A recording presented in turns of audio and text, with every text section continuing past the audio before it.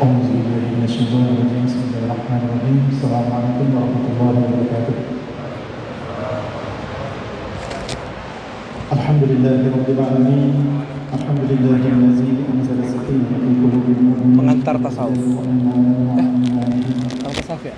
الراحمون يرحمهم الرحمن ارحموا من في الأرض يرحمكم من في السماء أشهد أن لا إله إلا الله وأشهد أن محمدا عبده ورسوله اللهم صل وسلم على سيدنا محمد نورك الساري ومددك الجاري والمالي به في كل أكوان وعلى آله وصحبه أجمعين أما بعد. Alhamdulillah, segala bentuk puji dan syukur kehadirat Allah Subhanahu wa taala dan juga tidak lupa salat dan salam kehadirat baginda Nabi besar Muhammad sallallahu alaihi wasallam beserta keluarganya, sahabatnya dan juga orang-orang yang biasa istiqamah sampai zaman. Insyaallah saat lagi masuk kita akan bersiap dengan yang berbuka yaitu Al-Amin Buya Dr. Al-Razi Hasim Hafizahullah wa ra'ah. Insyaallah dengan pembahasan tasawuf. Sekali lagi kami mengucapkan jazakallahu khair kepada gurunya. Nahnu nuhibbukum fillah. Baik, selanjutnya kepada Buya Tafadhal Mas'ud. Sallu ala Nabi Muhammad.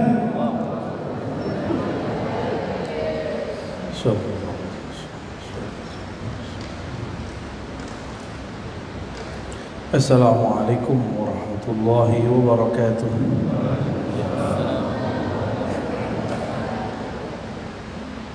Alhamdulillahi rabbil alamin. Nahmaduhu wa nasta'inuhu wa nastaghfiruh. Wa na'udzu billahi min shururi anfusina wa min sayyiati a'malina may yahdihillahu fala mudilla lahu wa man yudlilhu fala hadiya lahu. Amma ba'du. Kajian kita sesuai request, nggak tahu kok tiba-tiba minta kajian tasawuf. Kalau mau nanti pakai kitab, tapi sekarang kita pengantar dulu. Banyak orang mengatakan tasawuf, emang Nabi bertasawuf, gitu ya. Ditanya balik, emang Nabi berfikih, emang Nabi berhadis, emang Nabi baca Sahih Bukhari? Jadi kalau orang bilang, Nabi nggak ada tuh tarekat-tarekatan, sama, Nabi juga ada tuh ikut baca Sahih Bukhari. Ada nggak Nabi ikut kajian Sahih Bukhari? Belum lahir, pinter Pak. Berarti sukses nggak di YouTube-nya ya. Jadi kadang-kadang orang ingin membantah tapi konyol. Membantah itu dengan ilmu. Kita senang Pak dibantah. Senang, saya girang kalau ada orang bantah, tapi pakai ilmu. Benar-benar girang saya kalau ada orang bantah. Berarti dia merhatiin kita ngajar apa gitu. Tapi kalau tiba-tiba nyelutup, emang Nabi bertarekat gitu. Emang Nabi bermazhab? Emang Nabi baca kitab dalail? Ya, emang Nabi baca maksurat? Emang Nabi baca Rotibul Haddad? Ya salam. Pertanyaan-pertanyaan yang konyol ini muncul daripada kejahilan kepada apa yang disebut dengan tarikh al-ilm, sejarah ilmu pengetahuan. Bahwa ilmu berkembang. Ilmu berkembang. Di zaman Nabi ada nggak ilmu mengenai ini hadis sahih? Disahihkan Albani, ada nggak? Ada nggak? Nggak ada. Berarti ilmu tentang hadis sahih, tidak sahih itu berasal dari siapa? Dari orang yang hidup setelah Rasulullah Sallallahu Alaihi Wasallam. Bid'ah nggak? Kalau standar kita bid'ah itu sesuatu yang tidak ada di zaman Rasulullah Sallallahu Alaihi Wasallam, maka ilmu hadis bid'ah. Jadi kalau kita ngomong disahihkan oleh siapa? Mau lihat siapa lagi? Albani udah. Itu nggak ada di zaman Rasul. Apalagi Nabi bertauhid uluhiyah, rububiyah, asma wa sifat nggak? Ada nggak Nabi membagi di Quran? Membagi di Quran dari ayat pertama sampai ayat terakhir, at-tauhid salasa. Ada nggak? Tauhid 3, tauhid salas 3 tauhid, uluhiyah, rububiyah, asma wa sifat, kan nggak ada. Atau sama, adakah di Quran tentang sifat 20? Misalnya ada kalimat sifat Allah isyri, inna sifat Allah. Nggak ada. Semua itu ijtihad ulama. Ada nggak di Quran innal mazahib arba'? Sesungguhnya mazhab itu 4. Sama-sama nggak ada. Sama-sama tidak ada. Maka juga tidak ada di Quran tarekat Naqsyabandi, tarekat Syazili, nggak ada semua. Salafi ada nggak di Quran? Jemaah Tabligh, NU nggak ada di Quran. Namanya nggak ada. Tapi kawan kita klaim tauhid uluhiyah ada di Quran kok. Apa dalilnya? Wa ilahukum ilahu wahid. Nah, itu ayat. Wa ilahukum, ilahmu, Tuhanmu satu. Allah kan nggak ngomong wa ilahukum bitauhid uluhiyah. Ada nggak? Nggak ada. Itu kan pemahaman. Kenapa kalau imam kita, imam ente yang berpemahaman disebut itu Qur'ani, kalau imam kami tidak? Kan nggak adil gitu. Sama-sama ijtihad, boleh saling mengkritik. Karena ijtihad bukan dari Allah, yang nggak boleh dikritik Qur'annya.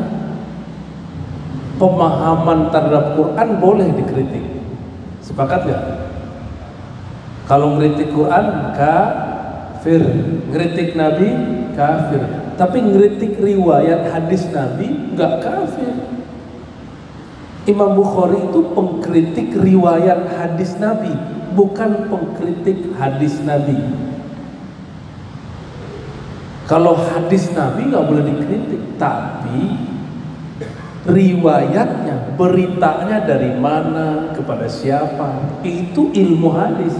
Dan saya 15 tahun mengajar itu, belajar ngajar tentang cara menentukan hadis ini benar, sahih, tidak sahih.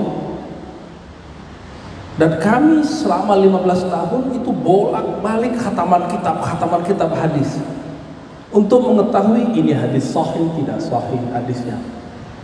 Tidak hanya itu, kualitasnya juga tidak cukup. Kita harus bahas ini hadis maksudnya apa. Ketika kami membahas ini hadis maksudnya apa, tidak cukup dengan mengetahui kualitas.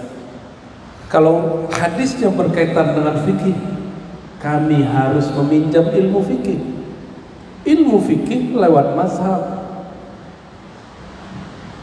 Nah, dan tidak ada namanya mazhab fikih ahli hadis, itu nggak ada. Ahli hadis tidak punya mazhab fikih. Ahli hadis punya mazhab mensahihkan hadis atau mendhaifkan hadis. Maka jangan diadu antara ahli fikih dengan ahli hadis. Jika ahli hadisnya mengerti fikih, maka dia disebut fuqaha.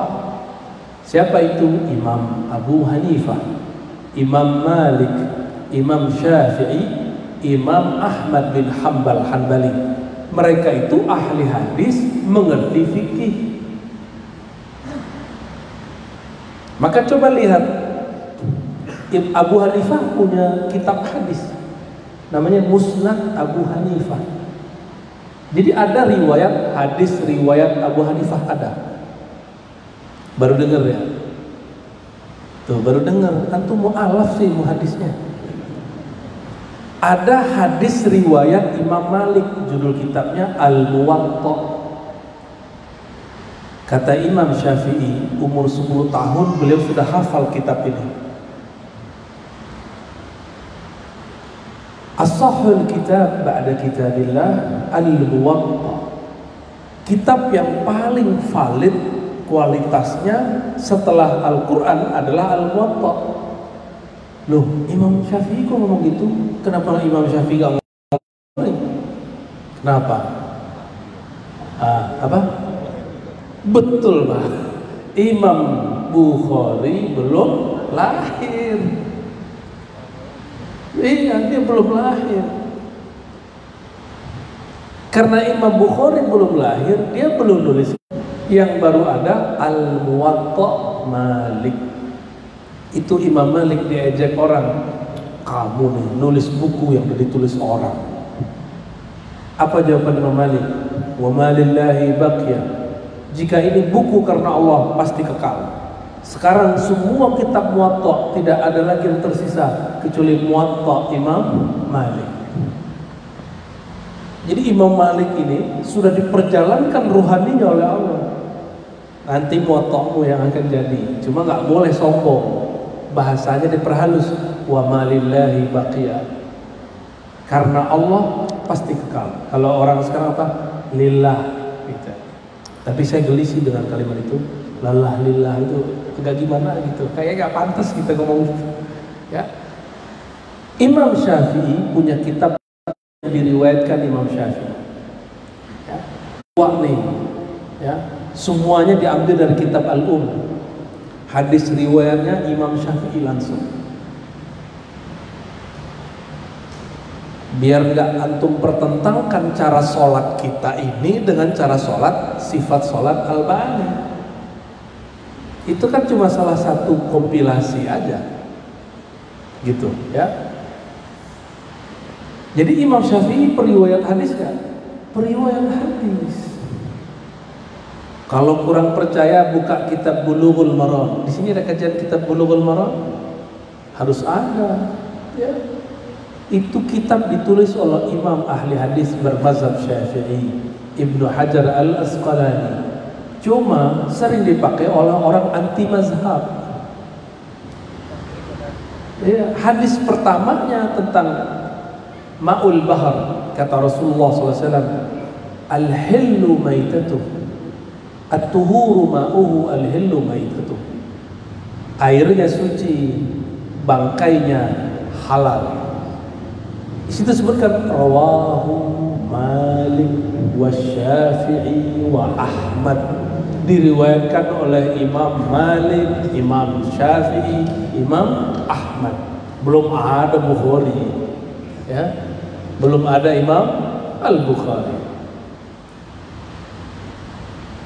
Guru saya masih hidup, Allah ya yahfaz, Syekhuna Muhammad Hasan itu tinggalnya sekarang di Jerman karena sempat konflik dulu dengan ayahnya Bashar Assad, politik, ya.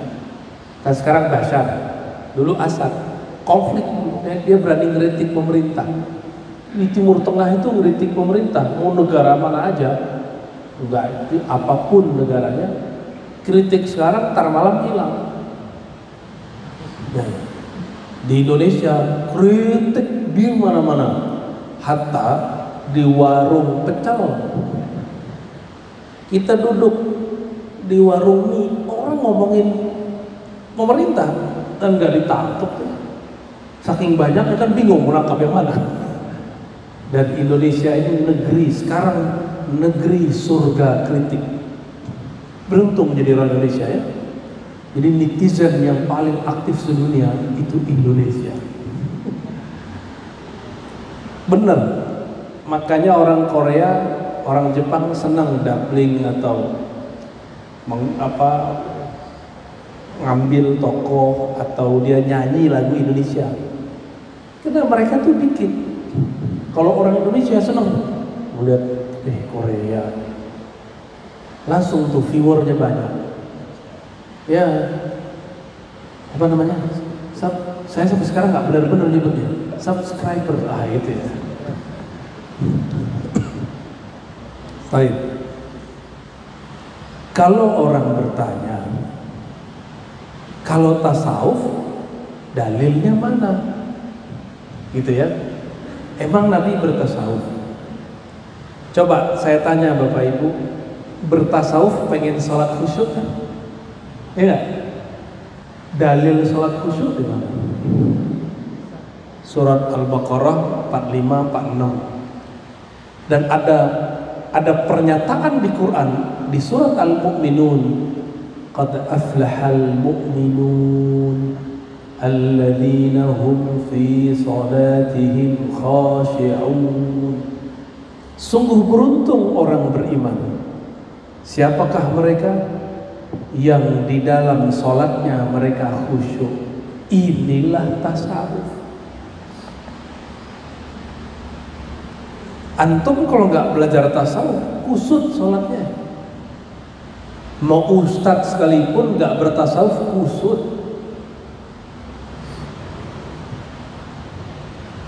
Kiai, saya udah banyak berguru ke banyak orang. Arabi, Ajami, Indonesia, Hindi, banyak saya berguru.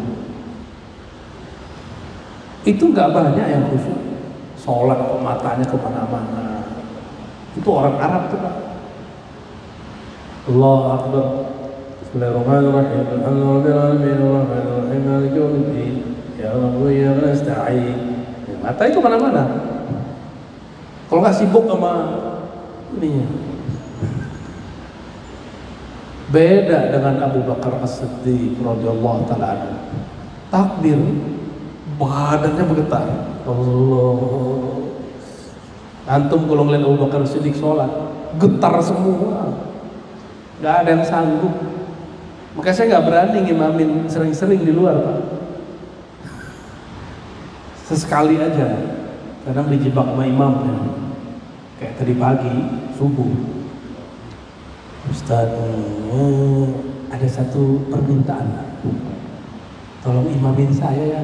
Lah imamnya ngomong begitu gimana? Daripada debat orang berkomat. Ya, ntar jadi terganggu sholat kita. Ya sudah, saya maju.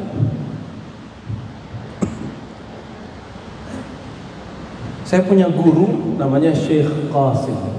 Kakek guru ya. Guru saya punya guru namanya Syekh Qasim. Syekh Qasim ini pernah diminta ngimamin sholat Jumat. Dia orang kalau zikir lupa sama dunia Pak. Kalau ada zikir, kalau kita kan zikir malah ingat dunia. Bener ya? Sama kita Pak. Itu beliau Syekh Qasim. Dia thariqahnya Naqsyabandiyah, orang alim, ngerti qiraat. Sholat, karena khotib nggak ada, yang tugas nggak ada, beliau yang khotib, beliau jadi imam. Takbir lah, Allah, nggak ada akbar, hilang, Allah, hilang udah tangannya itu. Tapi masih hidup, kelihatannya mati suri. Kan orang bingung, nungguin, ada 10 menit nungguin. Bubar aja tuh sholat Jumat. Bubar sholat Jumat, orang pada bingung. Ini guru kenapa ini? Itu pernah kejadian. Maka besok ketika dia sadar, jadi dia kalau disebut nama Allah, hilang pikirannya. Dia sibuk asih gitu. Ada orang begitu ya. Ketika esok hari, bahkan beliau nggak berani lagi kalau datang awal, kalau datang pasti nyari sudut. Itu sejarahnya kenapa guru-guru saya yang ahli-ahli zikir setiap kali Jumatan itu nggak mau di sini duduknya, pasti di sudut situ. Kalau nggak di belakang gitu, nyamar jadi orang lain. Khawatir disuruh jadi imam. Ada orang begitu Pak. Jadi kalau orang nanya, mana dalil tasawuf? Tasawuf itu salah satu benefitnya mendapatkan sholat khusyuk. Maka sholat khusyuk itu ada di surat Al-Baqarah ayat 45-46, ada di surat Al-Mu'minun Surat 23 ayat 2. Allazina fi salatihim khashi'un. Tasawuf itu mengurangi orang dari senda gurau. Wallazina hum 'anil lagwi mu'ridun. Itu tasawuf semua. Ya.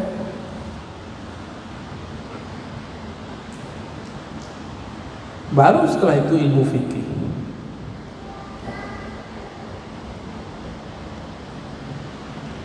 Jadi orang nanya lagi, ini kan pertanyaan-pertanyaan orang. Mana dalilnya zikir Allah? Bapak hafal kulhu nggak? Hafal kulhu? Ayo dibaca dong. Bismillahirrahmanirrahim. Qul huwallahu ahad. Qul, katakan hai Muhammad, huwa, dialah Allah. Inilah dalil zikir huwallah, huwallah, huwallah. Kan perintah. Katakan hai Muhammad, huwallah. Oleh ahli tafsir, huwa itu ditafsir. Huwa itu bisa ditafsir satu jilid, Pak. Lafaz Allah, Masya Allah, semua nama ada di situ. Ada di alif, lam, ha. Alif itu dijelaskan rahasia alif. Gak ada toh yang sia-sia. Yang kalimat paling sempurna itu cuma lafaz Allah.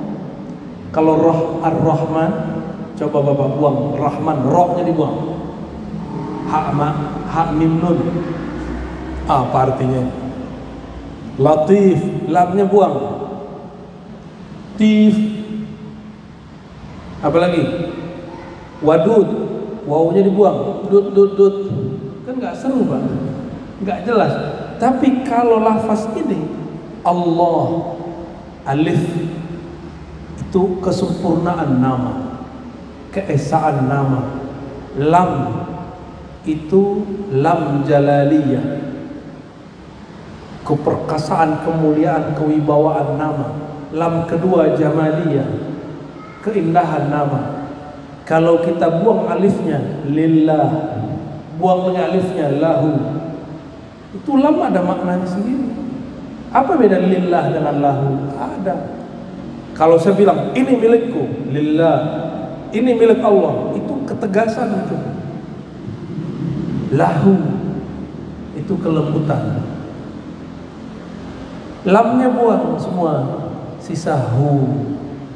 Ternyata huwa, waw itu waw zaidah namanya, waw tambah atau waw, ada juga menyebut waw wisol, waw ittisal, istilah ahlu bahasa. Jadi asalnya tuh hu. Dari mana dalilnya? Itu lahu ma fis samawati wal ard. Lahu, hu, baginya. Maka hu itu nama Allah. Jadi jangan heran kalau Bapak ini buka YouTube ada orang zikir hu. Itu bukan lagi ngusir jin, itu hu, bukan. Memang mereka sedang mengurai itu satu-satu. Bagi mereka satu kata, satu huruf di Quran berharga. Kalau bagi kita kan enggak. Ya, bagi mereka jangankan satu ayat, jangankan satu kata, itu kata dipretelin, semuanya bermakna. Ini bagi ahli tasawuf. Maka orang tasawuf itu orang-orang yang rigid. Dia detail membaca sesuatu. Kenapa? Karena sufi itu tenang. Orang kalau tenang, pembacaannya detail. Kalau kita rusuk-rusuk, kita gak bisa melihat secara rinci. Sufi itu mereka beramal dengan surat Ar-Ra'd ayat 28. Ala bidzikrillah tatma'innul qulub. Ketahuilah hanya dengan menyebut nama Allah qalbu menjadi tenang. Karena mereka sudah tenang membaca ayat itu lebih dalam daripada orang lain. Gitu. Maka kul huwallahu ahad, mereka menemukan dahsyat ini surat. Wajar. Ini disebut sepertiga Al-Quran. Wajar kalau ada sahabat hobi baca surat Al-Ikhlas.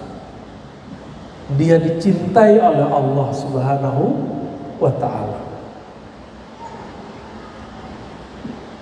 Ada orang yang sakti di TV ketemu saya, Pak, yang dia nggak ngomong-ngomong ya. Itu zikirnya pakai hu Allah, hu Allah, Allahu, hu Allah, Allahu. Saya tanya, dapat dari mana Ki? Dari Babe. Lah, itu ngomong. Ternyata dia mengislamkan dukun-dukun, orang-orang sakti lewat cara itu. Baru kaget saya. Jadi dia ini nggak semata-mata nyari fulus, tapi juga mengislamkan orang dengan cara itu. Jadi ada orang nantang, kalau kamu bisa mengalahkan saya masuk Islam. Dijabahin sama dia. Karena dia pegang kul huwallah, cuma huwallah yang dia pegang. Selesai semua urusannya.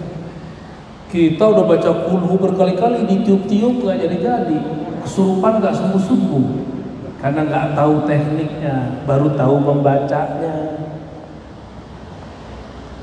Benar? Mereka ini tahu tekniknya dan mereka nyamar jadi tentara, nyamar jadi polisi, nyamar jadi ustadz, nyamar jadi pemabuk, nyamar itu. Padahal nggak mabuk, yang diminum air aqua, Pak. Nyamar masuk kemana, nyamar aja. Semua kita kan nyamar, Pak. Ini kan lagi nyamar jadi orang soleh kan. Di rumah belum tentu begini. Iya benar. Ya, kita ini sedang menyamar semua. Yang tahu hakikat kita Allah. Sufi itu dia merasa kolbunya diperhatikan Allah. Itu sebabnya dia nggak perlu dipuji orang. Dia cukup merasa diperhatikan Allah. Itu sufi. Jadi sufi itu bukan orang gila, bukan. Ada orang gila di syuting, ini wali Sufi Ar-Razi, dikirim ke saya. Ya saya senyum aja. Orang jahil kok dilawan ya? Gak usah dilawan orang jahil. Dia nggak dengerin kajian kita, coba dengerin potongan-potongan video atau dengerin ustadz dia. Itu walinya Ar-Razi orang gila. Emang pernah saya bilang orang gila wali? Ternyata dia mengklaim ada seseorang yang menurut saya wali itu gila. Maka dia kemudian tuduh wali Sufi Ar-Razi. Ya, itu Wan Seven. Ya. Bagi dia Wan Seven gila, bagi saya enggak. Bagi saya beliau itu tabib, wali tabib, wali yang apa yang dikasih dia jadi obat. Dulu kan saya anti begituan Bang, nggak percaya. Kualat bener. Dulu ini suara serak terus, sakit. Tiba-tiba jam 3 malam, habis selesai pengajian hikam di Tangerang Selatan, beliau datang pakai mobil muridnya, mobil Pajero keren sekali tuh, zoom. Banyak orang salaman. Saya, sehat. Salim ah. Itu sekali doang saya ketemu beliau. Salim. Terus tiba-tiba dia ambil itu sirih. Nggak jelas. Itu ngomong apa juga nggak ngerti. Yang ngerti cuma yang di samping dia itu kawan sahabat saya namanya Razi juga, Habib Razi. Suaranya bagus. Sejak saat itu nggak pernah lagi diserat. Kalau serat antam pakai sirih selesai.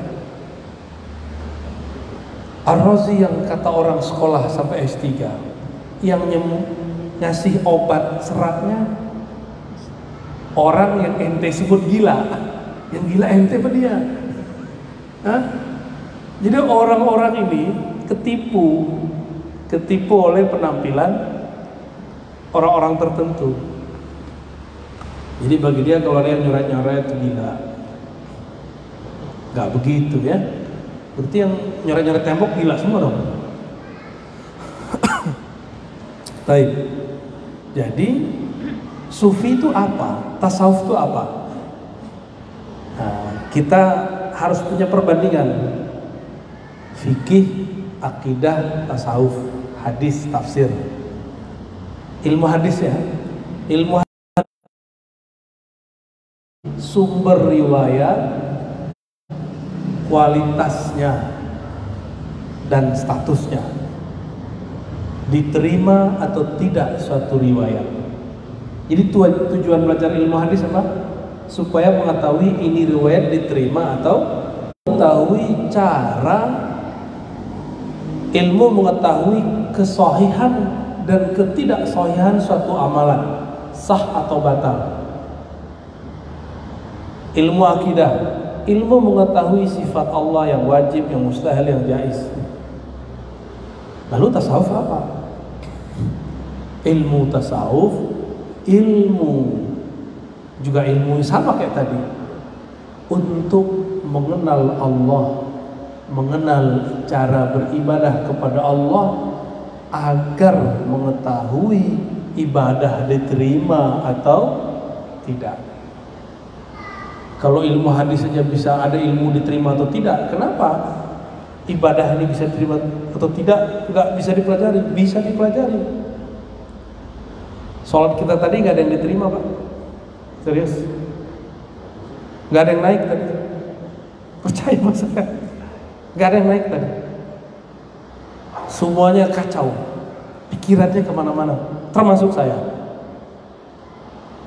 Biasanya sholat itu kita fokus semua, ini kok sholat nggak fokusnya, ada apa ini?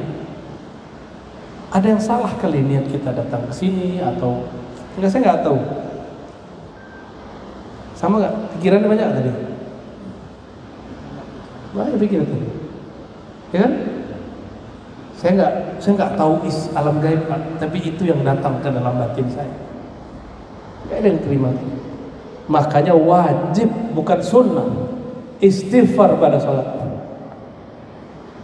Secara fikih sunnah, tapi secara ilmu hakikat wajib. Itulah tasawuf.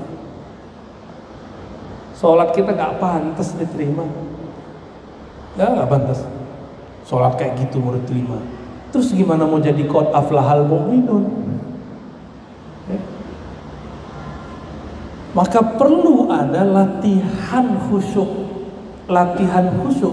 Sholat itu tujuannya apa? Surat Thaha, aqimis salata lidzikri. Surat Thaha ayat 14. Dirikanlah sholat untuk mengingatku. Maka supaya sholatnya beres, latihan zikrullah. Latihan zikrullah sama dengan orang latihan tahfiz, sama dengan orang latihan panah. Sebelum memanahnya bagus, maka panahnya berkali-kali. Orang kalau mau bentuk tubuh yang bagus, dia latihan ngangkat berat. Ada angkanya nggak? Bid'ah nggak tuh? Rasulullah nggak pernah ngajarin. Mana? Kan di hadis cuma dikatakan memanah. Caranya kan nggak diajarkan. Antum memanah dengan cara begini kan bid'ah itu. Nggak ada di zaman Rasul. Perintah-perintah begitu kita kerjain. Untuk apa kita buat metodologi? Untuk mencapai tujuan. Maka kita berlatih untuk mencapai tujuan. Itulah sebabnya kenapa di dalam tasawuf yang dilatihkan zikrullah. Zikir sekian, zikir sekian. Tapi ada tasawuf yang murni. Tadi tasawuf amali namanya, tasawuf amal, tasawuf wirid. Ada tasawuf murni, itu tasawuf yang isinya ma'rifatullah, ngaji tentang Allah. Bapak kalau wirid 1000 itu terasa lama. Tapi dari tadi habis maghrib sampai sekarang kita ngaji, gak terasa ya? Maka thariqat ma'rifatullah, thariqat mengkaji tentang siapa yang disebut dalam zikir, itu kadang lebih seru daripada zikir. Kita senang sama seseorang, ketemu orang yang kenal sama orang itu, nanya-nanya, tahu-tahu udah 2 jam. Coba kalau kita sebut-sebut namanya siapa Pak? Yang Bapak senang? Siapa? Siti Rahmah, Betty, jadi bete Pak. Zikir itu cuma latihan mengingat-ingat. Tapi kalau thariqat ma'rifatullah itu mengenal siapa yang disebut, siapa yang disembah. Khusyuk itu akan muncul kalau kita kenal siapa yang kita sembah, bukan hanya sekedar banyak menyebut namanya. Maka khusyuk ini dibagi 2, ada khusyuk qalbiyah, ada khusyuk ruhiyah. Ini di batin. Kalau dalam alam zahir ada 2, khusyuk akal, khusyuk jasad, nafsiyah. Khusyuk akal ngerti yang dibaca. Ngerti nggak tadi dibaca apa? Nggak kan? Sadar nggak ayat yang dibaca itu apa? Kan nggak. Berarti akalnya udah nggak khusyuk. Jasad, badan main-main, gerak-gerak. Mungkin badannya sih khusyuk ya. Kolbunya merasa ditatap Allah nggak? Yang tadi sholat maghrib sama kita, kolbunya merasa ditatap Allah nggak? Enggak ya? Gimana mau diterima? Terasa itu Pak. Jika ada di suatu masjid orang kolbunya merasa ditatap oleh Allah, itu nyebar rasanya kepada orang lain. Minimal samping kiri kanan nyebar itu. Minimal kita ikut terbawa syahdunya. Kecuali kolbu kita sudah ternodai dengan noda-noda maksiat, noda-noda kelalaian yang panjang, atau kita syak kepada Allah itu.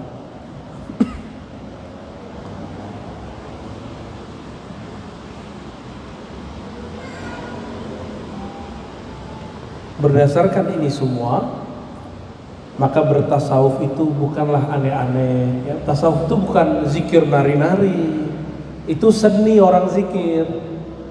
Yang zikir bukan itu. Zikir itu ketika lisan berkesesuaian dengan qalbu menyebut nama Allah Subhanahu ta'ala. Kita azan ya, benar. Azan, habis itu ada satu sunnah yang jarang diamalkan oleh umat hari ini. Sholat isya ditakhirkan, berjamaah. Bapak silakan buka Sahih Bukhari, Sahih Muslim. Nabi itu selalu mentakhirkan sholat isya, kecuali orang sudah ramai. Ini kan kita jarang rame-rame begini untuk ngaji. Jadi nanti azannya nggak usah panjang-panjang kan, habis itu langsung tanya jawab. Ya, 10 menit cukup ba'da azan, kita langsung. Kita jangan komat karena ngikutin itu. Itu kan buatan kita Pak. Dia yang ikut kita, ya. Jadi nanti kalau ada yang protes kasih tahu. Baik, fadhal.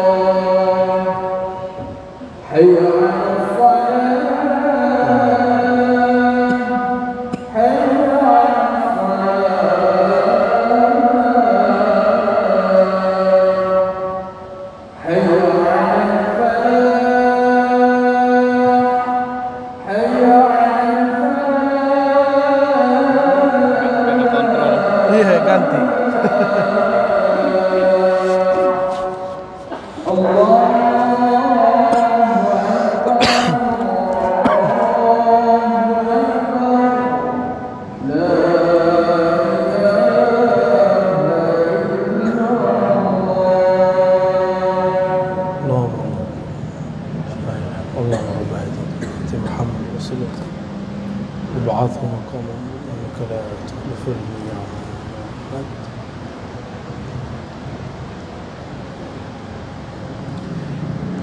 Baik, tanya jawabnya langsung ke kertas. Hah? Next pakai kertas ya, biar efektif. Ya. Pada para jamaah mungkin ada yang kami silakan. Mungkin kita batasi dulu untuk dari 3 pertanyaan bila ada. Ada yang bertanya dari para jamaah, silakan angkat tangan.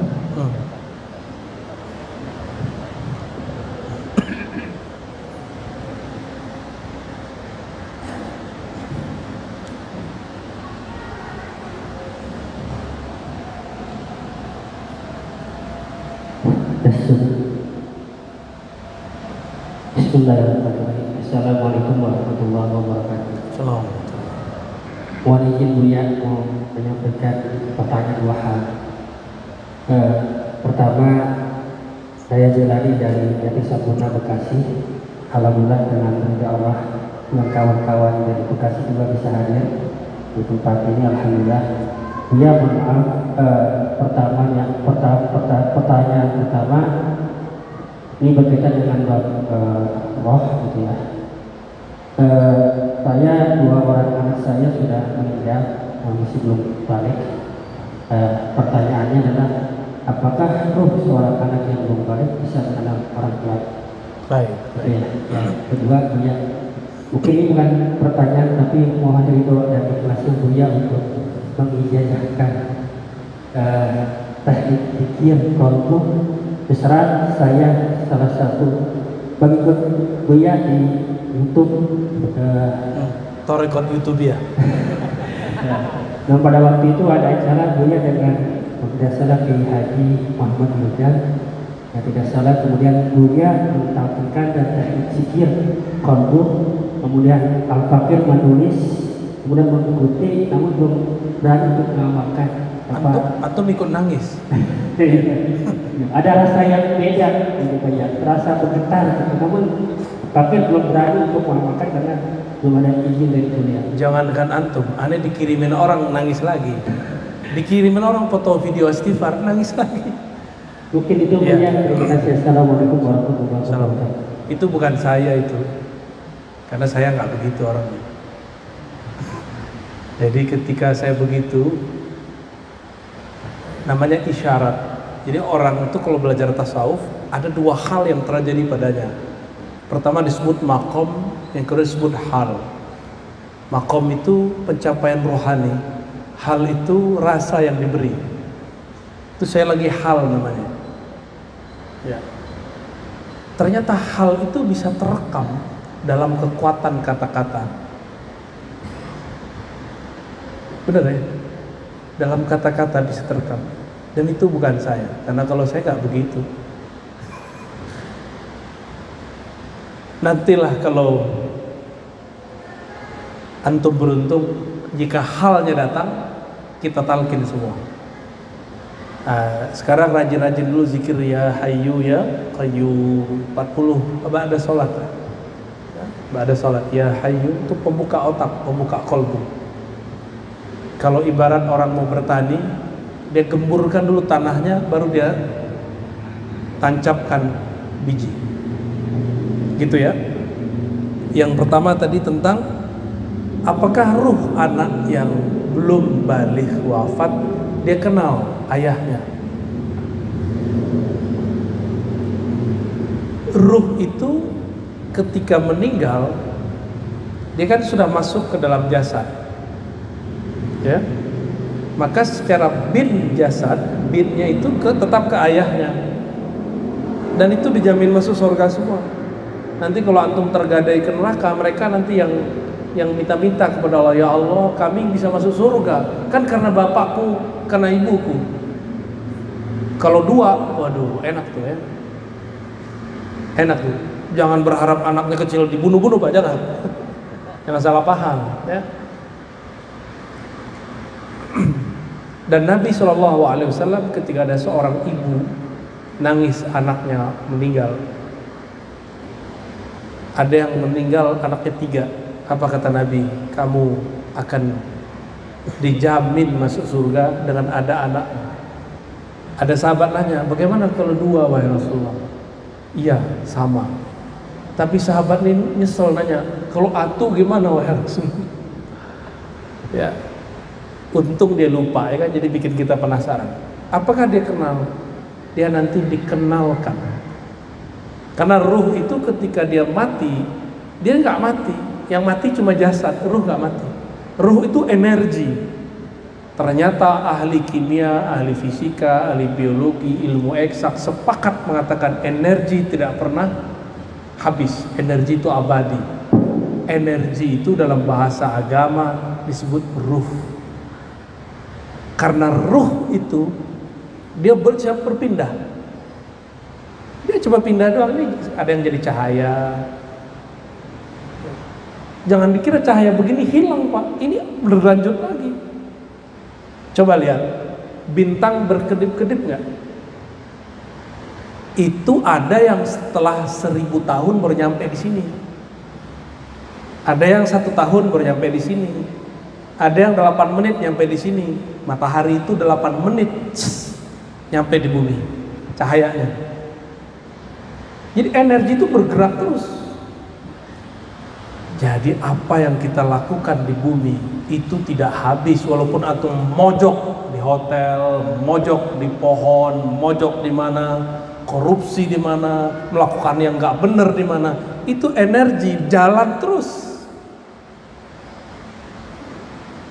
Dan Allah punya tentara-tentara, punya karyawan-karyawan langit yang mencatat energi itu. Oh, dia saat ini mengeluarkan energi itu.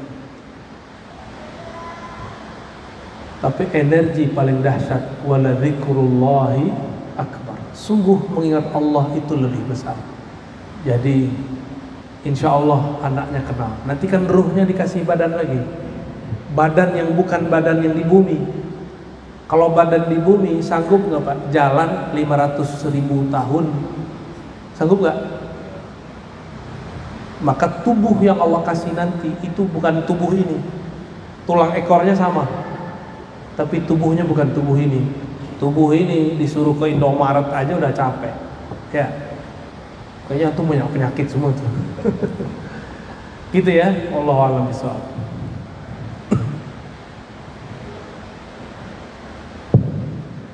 Bismillahirrahmanirrahim. Assalamualaikum warahmatullahi wabarakatuh. Assalamualaikum. Malam ini bersyukur kepada Allah kita dikasih kemudahan hadir di majlis ilmu.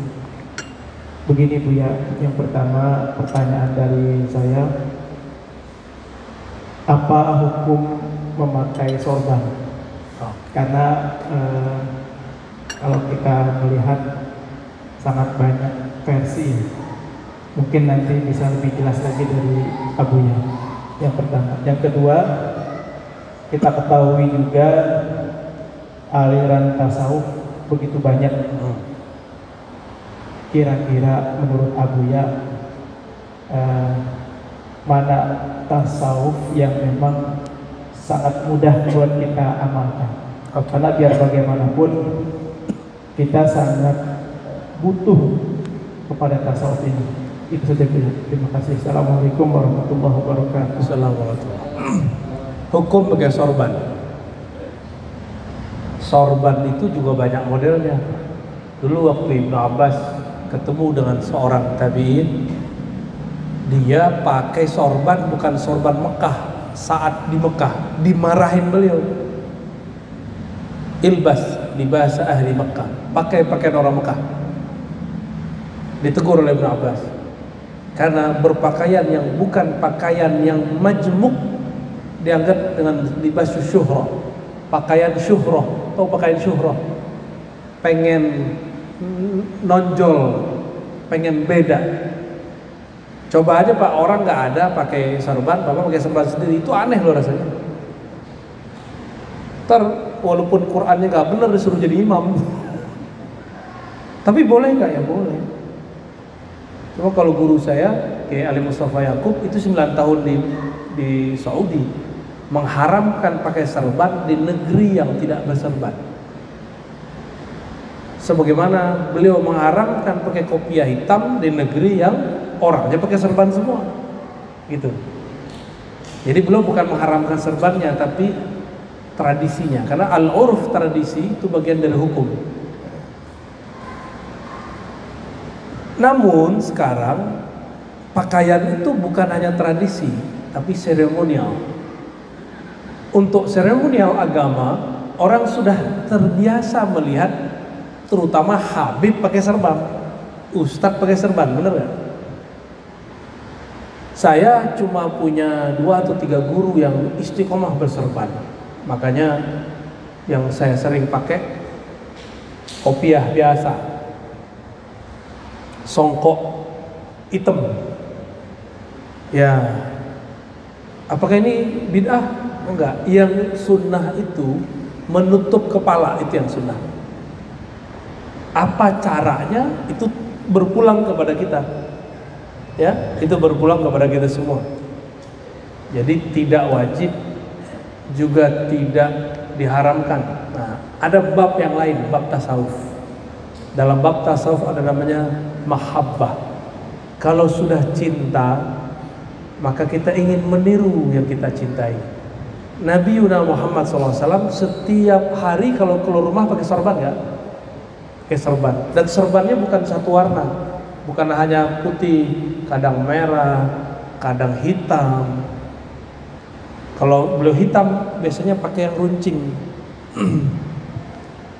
Tapi kita kan enggak, sorbannya karena nggak tahu serban itu apa. Serban itu ada budayanya. Ahli Mekah beda dengan Taif, Taif beda dengan orang Yaman.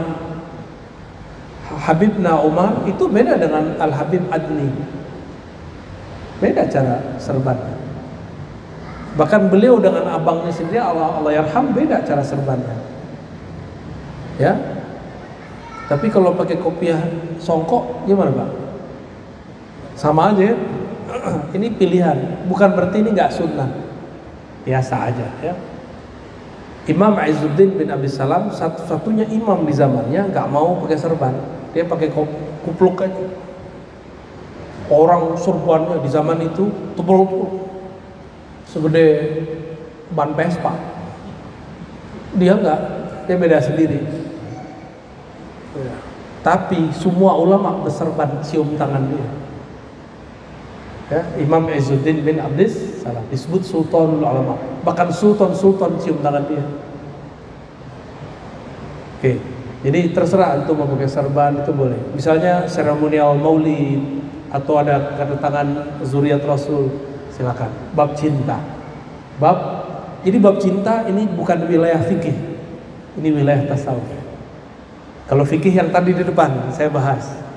Uruf, tradisi. Orang Arab mengatakan al-imamah tajul Arab. Bukan hadis ya. Serban itu mahkota Arab. Kalau kita orang Indonesia apa mahkotanya? Songkok hitam. At-taqiyah as-sauda, tajul apa? Tajul Nusantara, tajul Indonesia, wa Malaysia, wa ya. Mana tarekat yang paling bagus? Tidak ada tarekat yang paling bagus atau paling buruk. Tarekat itu metode, yang penting orang yang jalanin metode. Kurikulumnya sama, yang beda kepala sekolah dan gurunya. Sama-sama rumah makan Padang, resto, tapi beda kokinya, beda rasa nggak? Beda, bener. Kok bisa beda? Karena beda tangannya, bumbunya sama. Ini saya buat rendang, bahannya sama, antum buat rendang, beda nggak rasanya? Beda. Yang nggak enak punya saya, karena nggak pernah buat rendang. Ya, bahan sama, di tangan yang berbeda, beda hasilnya. Qurannya sama, tapi yang bacanya beda, hasil beda. Itulah hakikat orang bermursyid bertarekat. Sama-sama Naqsyabandi, sama-sama Qadiriyah Naqsyabandiyah, sama-sama Syaziliyah, sama. Tapi ketika ini yang memasak zikirnya, mengolahnya, hasilnya berbeda. Dan kita nggak boleh hasad, nggak boleh iri. Itu yang Allah berikan kepada kita. Bapak Ibu yang berkahi Allah, ada lagi atau cukup? Satu lagi ya, satu lagi. Bismillahirrahmanirrahim. Assalamualaikum warahmatullahi wabarakatuh. Assalamualaikum. Mohon izin Buya memperkenalkan diri. Nama saya Hedi Afrizal. Saya tinggal di Cilengsi, asli Sumatera Barat.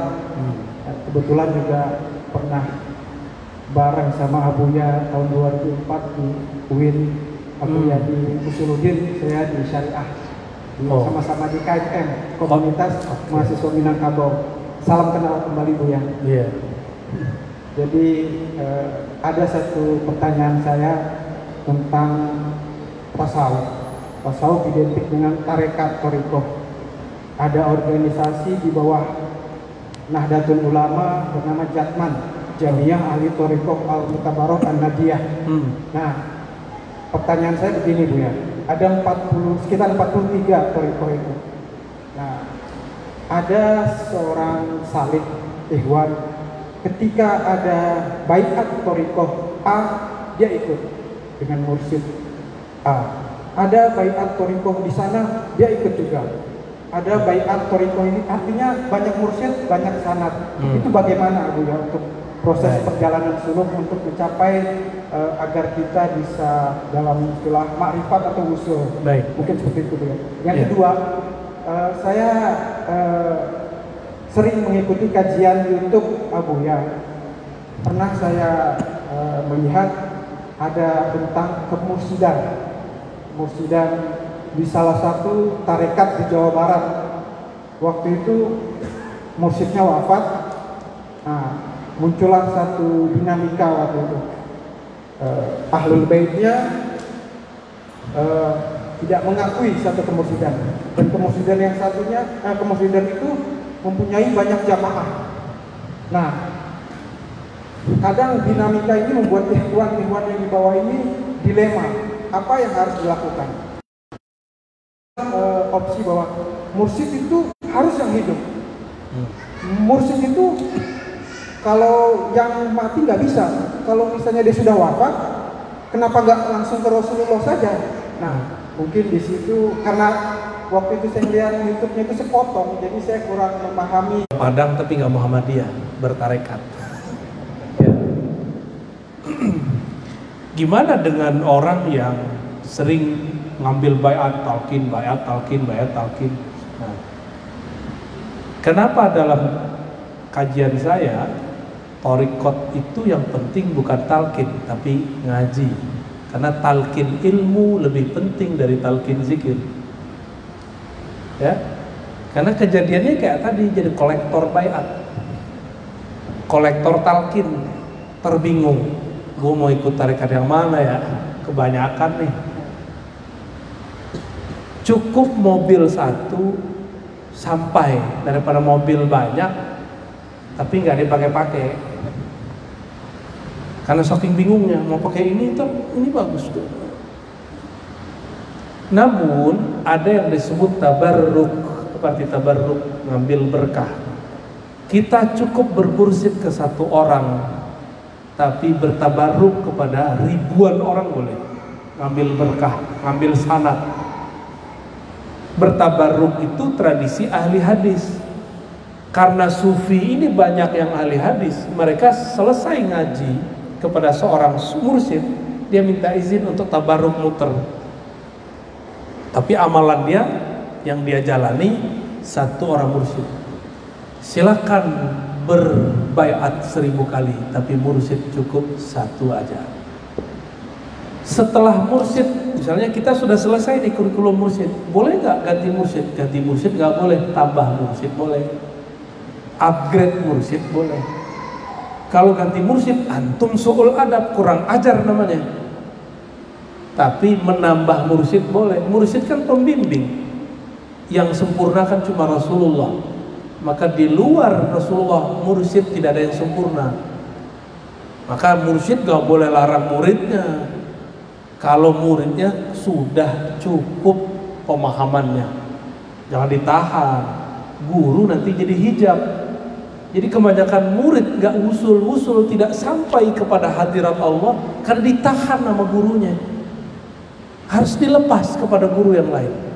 Siapa tahu nanti beda thariqah, beda mursyid, beda lagi ahwal dan makomnya.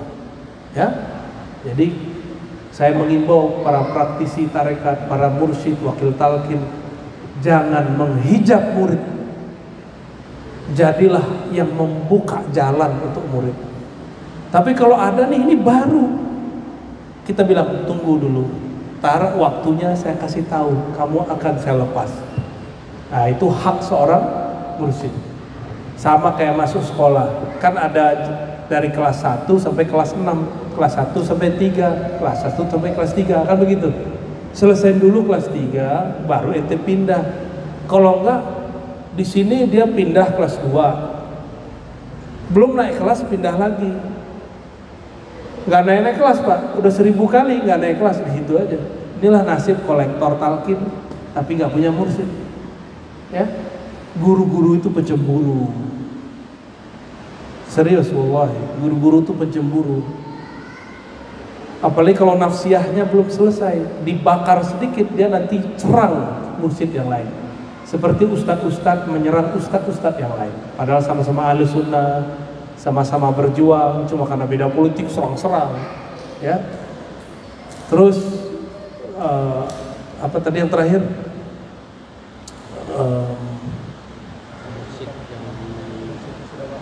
Mursyid sudah wafat. Maka saya dari dulu kasih tahu, hati itu cukup bergantung kepada Allah. Pada hakikatnya kita berguru kepada Rasulullah, tapi karena Rasulullah kita belum temui, maka bergurulah kepada orang yang bersanad kepada Rasulullah. Tapi ingat, jangan kultuskan guru. Jangan bergantung harapan banyak kepada guru. Karena guru itu milik Allah, ajalnya sudah ada.